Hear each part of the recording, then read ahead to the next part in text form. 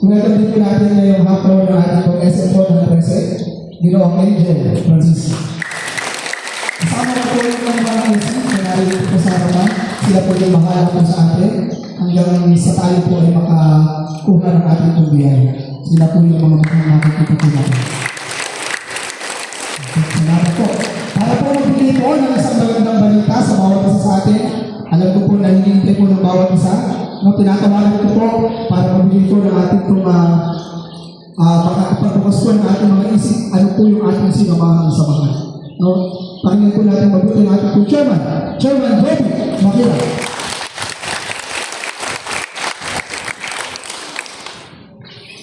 Magandang hapon po sa inyo lahat. Magandang hapon po. Siguro, ang inaantay ng chairman yung malapit na sa katotohanan. No? Yung may edad na. Ako ay nasa 45 years old pa lang. So, ano ba ang sinamahan ninyong organisasyon na ito? Para malaman ninyo ang ibig sabihin ng Supremo Daguhoy, sino po dito ang mga Bisaya na dumayo dito? Taas yung kamay nyo, huwag kayong mahiya. Yan. Ang Bisaya kasi word na Daguhoy o Dagun is kapangyarihan. Huyuhoy ay ihip ng hangin. Supremo, ang supreme o ang kataas-taasan. Kaya, kapangyarihan sa ihip ng hangin ng Panginoon. Yun po ang ibig sabihin ng Supremo Daguhoy. Hindi po yan apelyido. No?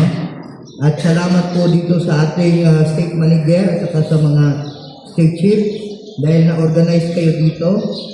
At kahit kami ako ay taga Aklan, malayong probinsya. Dinayo ko kayo dito habang nandito ko sa Cavite, sa Manila ay mabigyan man lang kayo ng informasyon kung ano ba yung pinasok ninyo. Sino ba yung 55 years old dito?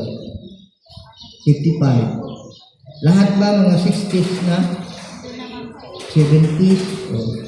Meron pa nga yung iba, may dumating pa nga nung nakaraan, malapit na mag-90 pero matigas pa, pati ulo, matigas din. Kasi sabi ko dito ang pila, dito naman sa lugar. At least matigas pa lahat. So, yung mga naunang batch na to, magkano ba ang alam ninyo na per month na matatanggap? Wala kayong alam kung magkano? 30,000 per month yung matatanggap ninyo. Amen. Every quarter ang release. So, 3 buwan kada quarter. 90,000. Ano?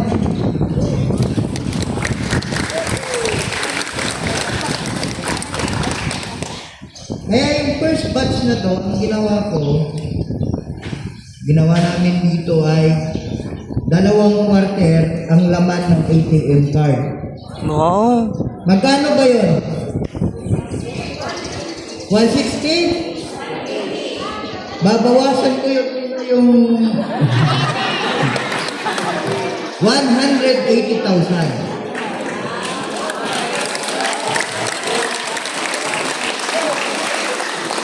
Yung iba kasi, noon kumuha kami dito ng mga beneficiary, alam naman namin na talagang merong kaatras, meron din ayaw tumuloy, o ayaw din magpakuha ng kanilang detalye. Kasi ang sabi nila, baka may scam. Sabi ko, kung may scam, ilang hektarya kaya ng lupa ang kaya nilang ibigay sa amin? Ilan kayang kwarto ng mansion nila ang meron sila na ibigay sa Daguhoy? Ilang milyon na pera ang kailangan nilang ibigay kaya para maging member sila?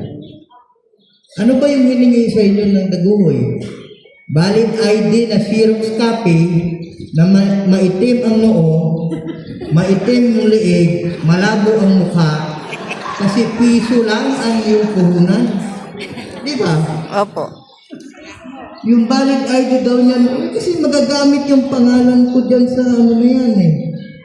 Bakit gaano ka ba kamahal yung pangalan ninyo para gamitin nyo? Yung pondo ng programa na to ay nakapangalan sa asosasyon o sa organisasyon at sa akin. Bakit ko pa kayo iskamin? Isamantala yung pondo na sa akin. Withdrawin ko na kayo at hindi ko na kayo bigyan. Wow. Di ba? So wala namang ganun. Hindi tayo nagagawa ng ba. Wala po kaming hiningi ng membership fee.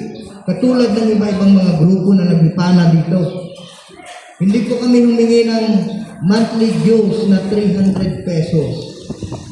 Hindi po kami nanghingi ng kung ano man meron sa inyo. Ang hiningi lang po namin sa inyo ay ang presensya ninyo na maging parte ng programa dahil kailangan ninyo ng magkaroon kayo ng application form para detalye yun doon sa inyong pagkatao para magbigay ng card. Hindi naman kayo pwedeng pumunta lang doon sa bangko. Akin na yung card ko. Wala kang ang record eh. Diba? Tapos, pinagmamalaki pa sa akin na magagamit daw yung pangalan nila dahil daw para maka-withdraw. Eh, maka-withdraw ko naman yun kahit wala yung pangalan nyo eh. Nakapangalan sa akin yun eh, di ba? Oh. Pero, ito pong programa na to ay hindi po biro ito. Kasi ito international program ng heritage. Kaya yung pundo is under ng United Nations. Yung United Nations Declaration on the Rights of Indigenous People. Yung lahat ng mga tribo. Kaya lang, na-classified natin yung dalawang tribo into tribong kulot at tribong unat. Yung tribong kulot, yun yung mga ita, aita, agta, ata, ait, ati. Dami yan. Dumagat. Eh, yung iba naman, pag sinabi, di ba membro ka ng tribo? Hindi Pero ang totoo nun, talagang may pinanggalingan tayong tribo. Hindi yung pwede sabihin, kasi yung tatay ko, Espanyol. Sabi, kaya ko, Spanish. Salip na Spanish daw. Diba? So, nangyayari, ginawa po natin, may tribong unat. Yung tribong unat na tinatawag, nandito sa patag. Para lahat makatikim. Lahat makaka-avail ng programa.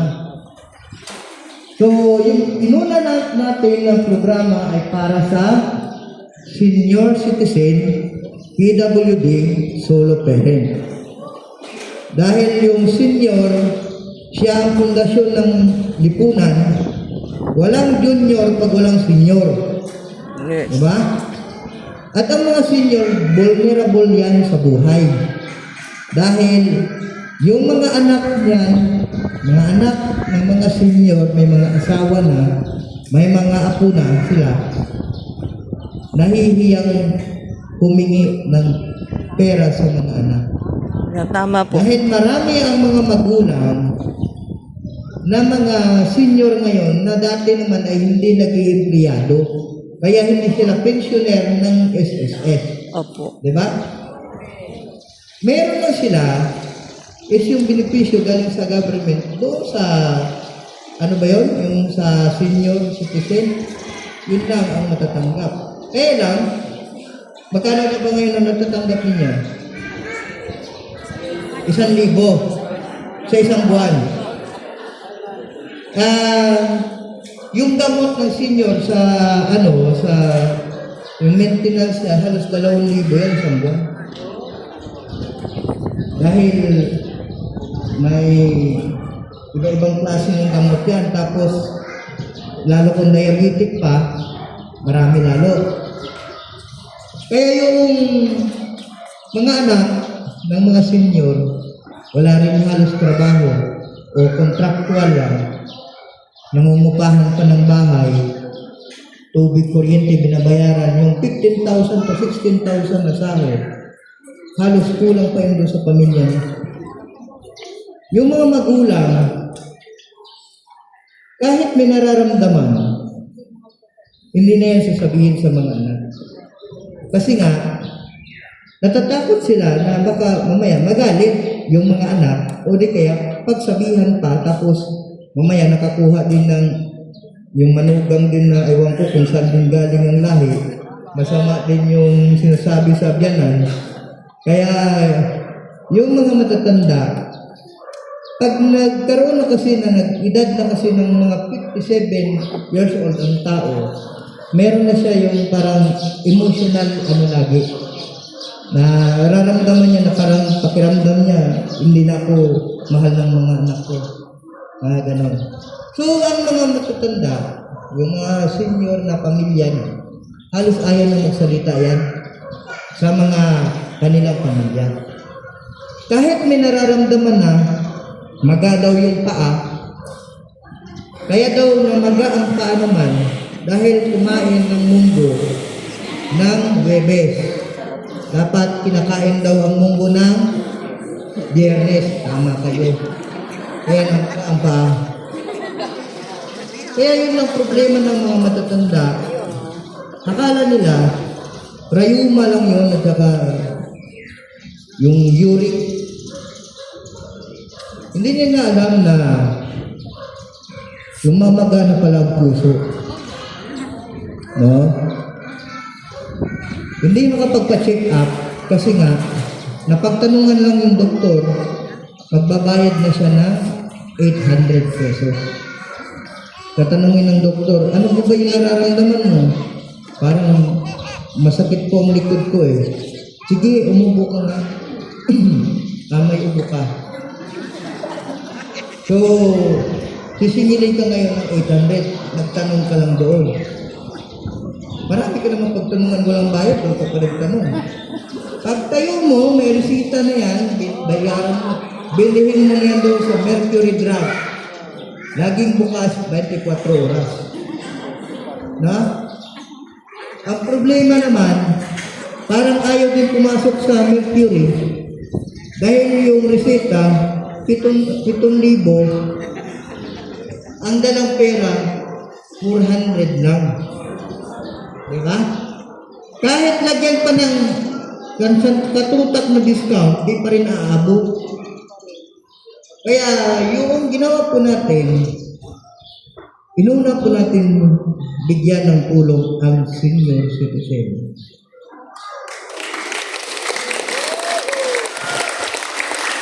Yun po kasi na pangangailangan, kung ano po yung nararamdaman ninyo, ganyan na rin ang nararamdaman ng magulang ko, ng nanay ko. 74 years old na ang nanay ko, baluktot na rin ang katawan. Dahil sa hirap. Hindi naman po kami mayaman eh. Hindi naman po mayaman. Anak ako mahirap. Kaya alam ko yung nararamdaman ninyo. Meron din akong pamilya na hindi rin maintindihan ng magulang ko. So, yung magulang, halos ayaw din magsalita. Ayaw humingi. Kaya yung ginagawa po natin ngayon, yung unang batch, ang laman ng ATM card ay 180,000. Ooh, yes. Amen. Thank you, Lord. Pagbukas ng second batch ulit, magkakaroon ulit tayo ng pagkuha ulit ng mga beneficiary hanggang 10 milyon. Kasi nga, yung pamilya ninyo doon sa probinsya, ganyan din ang nararamdaman yun. Ay hindi naaabot kasi meron pang mga lugar na ngayon pa lang namin na puntahan na asikaso.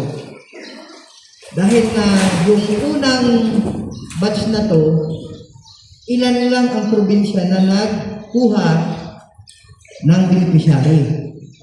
Cavite, Laguna, Quezon, Mindoro Occidental, Aklan, Antique, Capiz, Bukidnon, Misamis Oriental, Misamis Occidental, Agusan del Sur, Surigao del Sur. Yun pala ang meron. So, ngayon, meron na po tayong 56 na probinsya na pinasok. Kaya ang programa po natin mula Batanes hanggang Sabah. Hindi lang po yun dito sa Cavite. Mamaya makikita ninyo yung pundo natin. Ang pundo ng Daguhoy ay 7 trillion euro.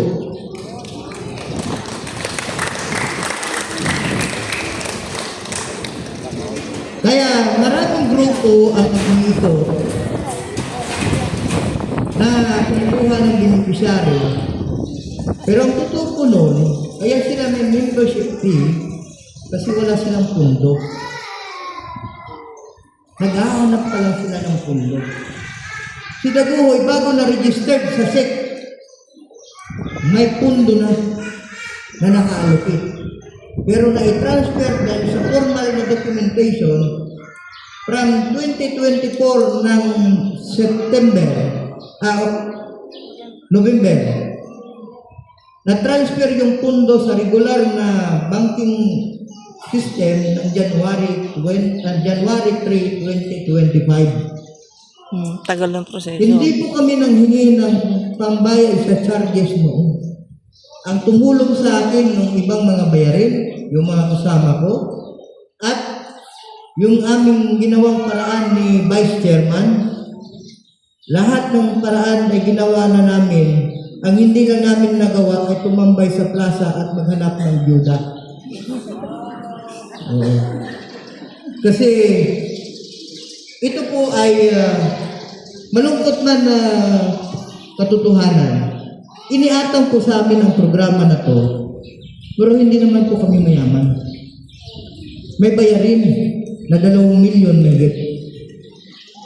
Pero yan po ay pinaghirapan po namin mangutang, yung kung anong lang meron kami, yun na lang. Para makaabot po sa inyo yung programa.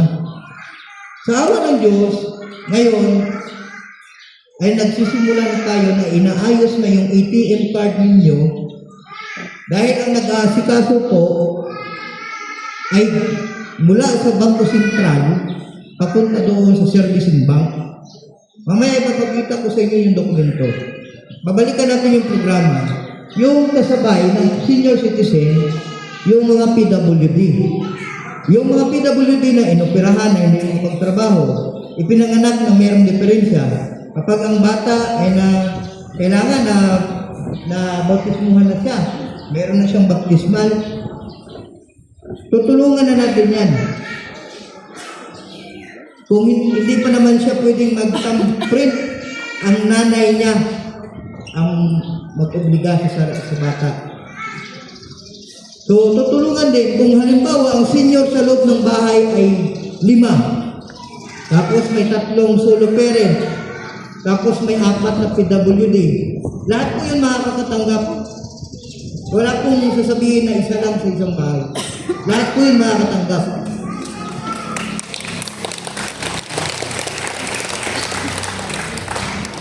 Marami ngayon ang umaaray na sa kalagayan natin. Lahat na ng bilihin tumaas. Ang bumababa na lang ngayon yung short. Kasi yung short habang namamaya, lumuluwag ang garter. No? Yun na lang. Kaya sabi, buhay pero payat. Kaya nangyayari ngayon, ang tao, kailangan na natin yung tulungan, sabi ko sa mga kasama. So, merong mga tao na ayaw naman makinig, ayaw naman maniwala. Kaya nga, ang ibinigay namin ay 2 quarter para kayo mismo ang magsasabi doon sa pamilya at doon sa mga kaibigan nyo at kilala ninyo na totoo ang programa ng Daguhoy. Diba? Sipin nyo yung mga tumanggi. Kayo, nakatanggap na ng halimbawa, natanggap nyo na ngayon yung ATM card. May laman yun na 180,000. Pwede na kayo pumunta kay Aling Turing. Kilala nyo ba sa Aling Turing? Si Pure Gold. Para mamili doon. Hindi kaya magbihis na kayo, papunta kayo ng SM. Ang mga senior, pag may pera yan, laging akala mo walang sakit. Pag walang pera yan, kulang na lang, magduduyan.